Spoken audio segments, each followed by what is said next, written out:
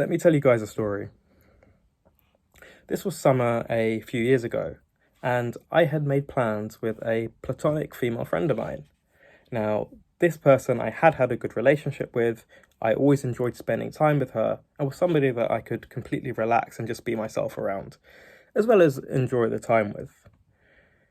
Now, every so often, me and this friend would go out and we would make plans and we would always have fun.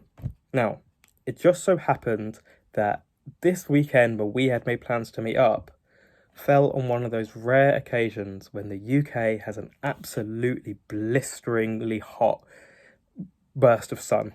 It doesn't happen very often. Now, nothing changed for me, and I was all set to meet up with my friend on Saturday. But on Friday, I got a message, and that message said, because it was going to be so hot this weekend, they were going to go kayaking instead and asked if we could rearrange. Now, being the kind of guy I am who tries to be chill and tries to be stoic, I didn't say anything at the time and said, yeah, go ahead, we'll figure something else out down the line. But when I was at home having nothing to do on that really, really hot summer's day, it did make me think that actually, this isn't the right thing to do. Fast forward a few years, I'm not actually friends with this person anymore. Nothing particularly happened, but we've drifted apart. And I think that because of that day, actually, she lost quite a lot of my trust. So what I wanted to talk about this video was the importance of keeping your word in every single situation possible.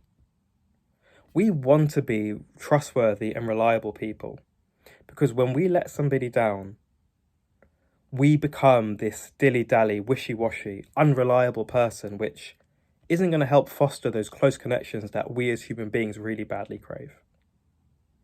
When being let down by this friend, yeah, you can understand where they're coming from, that it was a hot day and there was this great other opportunity that came up for them that was more suited to the temperature. But then what happens next time? What happens if something else comes up? What happens if there's another better opportunity later on? Overall, it was a nail in the coffin for our friendship. And I decided from then that I'm not going to do that. I'm going to be a man of my word. No matter what comes up, no matter what happens, if I've made an agreement with somebody, I will stick to it.